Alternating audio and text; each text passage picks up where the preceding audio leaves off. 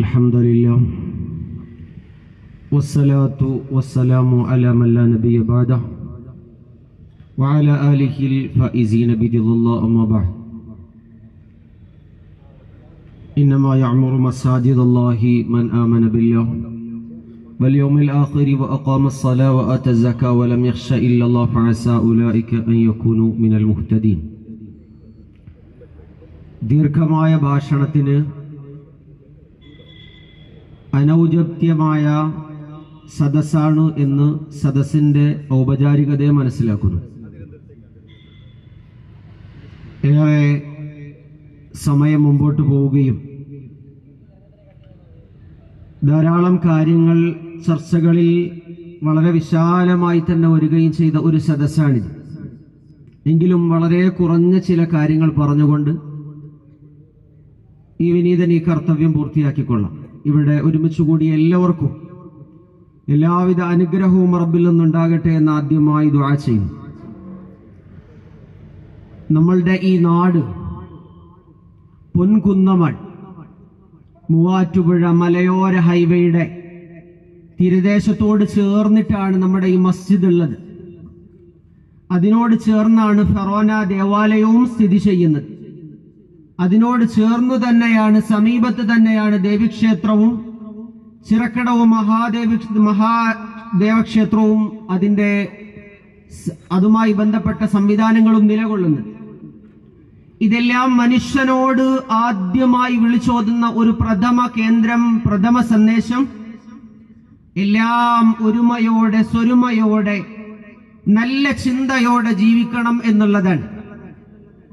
വർഗീയതയില്ലാത്ത, വംശീയതയില്ലാത്ത, വളരെ സാഹോദര്യത്തോടുകൂടി മുന്നോട്ടു പോകുന്ന ഒരു നാടായി 927 തുടങ്ങിയ ഈ ജൈത്രയാത്ര ഈ മസ്ജിദിന്റെ അമരത്ത് 97 ഇയറുകൾ പൂർത്തിയാക്കുമ്പോ ഇത് ഇനിയും മുന്നോട്ടു പോകേണ്ടത് മതസൗഹാർദ്ദത്തോടെയും സ്നേഹത്തോടെയുമായിരിക്കണം എന്നുള്ളതിന്റെ ഏറ്റവും നല്ല മകുടോദാഹരണമാണ് 3 മതങ്ങളും ഒന്നിച്ചു ചേർന്ന് നിന്ന് തോളോട് ചോൾ ചേർന്നു നിന്നുള്ള ഈ അനുഗ്രഹമായിട്ടുള്ള ഈ മുന്നോട്ടു പോക്ക്. ഇത് നിലനിൽക്കണം. അത് ഇന്ത്യയുടെ പ്രത്യയശാസ്ത്രമാണ്. കപിലന്റെ, കണാരന്റെ, മഹാദേവന്റെ, ഉപനിഷത്തുക്കളുടെ, തത്വോപനിഷത്തുക്കളുടെ ശ്ലാഘനീയമായ മണ്ണാണ് ഇന്ത്യയുടെ മണ്ണ്. ഇന്ത്യയിൽ നിന്ന്, ഇന്ത്യ മഹാരാജ്യത്തെ അഭിസംബോധന ചെയ്തുകൊണ്ട് ഇന്ത്യയിൽ നിന്ന് മടങ്ങുമ്പോ ഉത്തരേന്ത്യയുടെ മഹാഭാരതത്തിന്റെ എഴുത്തുകളിൽ ഇപ്രകാരം കോറിയിട്ടതായി നമുക്ക് കാണാം. തുളസീദാസിന്റെ മഹാഭാരതത്തെയാണ്, തുളസീദാസിന്റെ രാമായണത്തെയാണ് ഉത്തരേന്ത്യ പാരായണം ചെയ്യുന്നത്. ആ ഉത്തരേന്ത്യ വിഭാവനം ചെയ്യുന്ന മഹാഭാരതത്തിന്റെ രാമായണത്തിന്റെ ശ്ലോകത്തിൽ കാണാം, തുളസീദാസാണ് അതിന്റെ ഗ്രന്ഥകർത്താവായി ലോകത്തിനു മുമ്പിൽ അവതരിപ്പിക്കപ്പെടുന്ന വ്യക്തിത്വമെങ്കിൽ അദ്ദേഹം പറയുന്നു, ഞാൻ നിരന്തരമായി ഉറങ്ങുന്നത് മസ്ജിദുകളുടെ ഓരത്താണ്. ജനങ്ങൾ തരുന്ന ഭിക്ഷയാണ് എന്റെ ജീവിതത്തെ മുന്നോട്ട് ചലിപ്പിക്കുന്നത്. ജനങ്ങളുടെ സമാധാനമാണ് എന്റെ ജീവിതത്തിന്റെ മുഴുവൻ ആകെയുള്ള തുക. എഴുത്തച്ഛനാണ് ഇന്ത്യയിൽ മഹാഭാരതത്തെ എഴുതിയത്. ഇന്ത്യയിൽ ഏറ്റവും നല്ല രാമായണത്തെ അതിന്റെ വളരെ സൗകാര്യതയിൽ ഇന്ത്യയിൽ സമർപ്പിച്ചത് എഴുത്തച്ഛനാണ്. ഉത്തരേന്ത്യയിലും ദക്ഷിണേന്ത്യയിലും അവരുടെ ചാലക ശക്തികളെ നാം വായിക്കുമ്പോൾ ഏറ്റവും നല്ല ചമൽക്കാരത്തിൽ എല്ലാവരോടും ചേർന്ന് നിൽക്കാനും മനുഷ്യനെ മനുഷ്യനായി മനസ്സിലാക്കാനും മാനവികതയ്ക്ക് മാനവികതയുടെ നിറം നൽകാനും അതിന്റെ മകുടോദാഹരണങ്ങളായി നിങ്ങൾ ജീവിച്ചു മരിച്ചു പോകണം എന്ന് പറയുന്നുണ്ട്. പല കവികളും തങ്ങളുടെ എഴുത്തിൽ ചങ്ങമ്പുഴയെ പോലെ, വള്ളത്തോളിനെ പോലെ പ്രശസ്തരായ ഇന്ത്യ കണ്ട കവികളിൽ, കവിയത്രികളിലൊക്കെയും നമുക്ക് കാണാം സാഹോദര്യവും മതങ്ങൾക്കതീതമായി ഹൃദയം കൊണ്ട് ചേർന്ന ജീവിതവും അവർ മുന്നോട്ട് നയിച്ചതുകൊണ്ടാണ് ഈ നാട് ഇപ്രകാരം തന്നെ ഇന്നും നിലനിൽക്കുന്നത്. ബ്രിട്ടീഷുകാർ ഇന്ത്യയിൽ നിന്ന് മടങ്ങുമ്പോ ഈ ഇന്ത്യ മഹാരാജ്യത്തെ വിഭജിക്കാൻ അവർ ഉപയോഗിച്ച തന്ത്രങ്ങൾ ഇന്ന് മെനഞ്ഞെടുക്കപ്പെടുന്നുണ്ട് എങ്കിൽ നമ്മൾ മനസ്സിലാക്കണം, ഇന്ത്യ അതിന്റെ മതമൈത്രിയിലും മതസൗഹാർദ്ദത്തിലും മുന്നോട്ടു പോകുന്ന കാലത്തോളം ഇവിടെ ഒരു രീതിയിലുള്ള പകപോക്കലുകൾക്കും അതുണ്ടായാൽ തന്നെ അതിനെ തടയാൻ സജ്ജമാകുന്ന ഒരു സമൂഹത്തെ ഇവിടെ സൃഷ്ടിക്കപ്പെട്ടിട്ടാണ് ഇന്ത്യയിൽ നിന്ന് അവർ മടങ്ങിപ്പോകുന്നത്. നമ്മളൊക്കെ മനസ്സിലാക്കുന്നത് പോലെ ഇവിടെ പ്രിയപ്പെട്ട ഇമാം അവറുകൾ പറഞ്ഞതുപോലെ ഈ നാടിന്റെ സൗഹാർദ്ദം, ഈ രാജ്യത്തിന്റെ സൗഹാർദ്ദം, ഗുരുവിന്റെ സൗഹാർദ്ദം, ചട്ടമ്പിസ്വാമിയുടെ സൗഹാർദ്ദം, തോമസ് മശ്ലീഹായുടെ സൗഹാർദ്ദം, ഇങ്ങനെ തുടങ്ങി ധാരാളം സൗഹാർദ്ദങ്ങളുടെ ഏറ്റവും കേളുകേട്ട മണ്ണ് കൊടുങ്ങല്ലൂരിൽ നിന്ന് 621 AD സ്ഥാപിതമാകുന്നത് 3 മതങ്ങളുടെ ഈറ്റില്ലങ്ങളാണ്.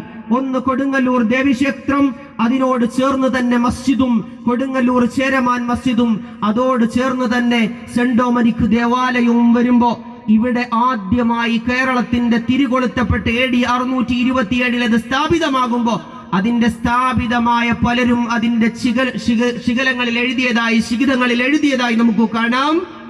മനുഷ്യരെ, നിങ്ങളുടെ സൗഹാർദ്ദം ലോകത്തിന് വിലപ്പെട്ടതാണ്.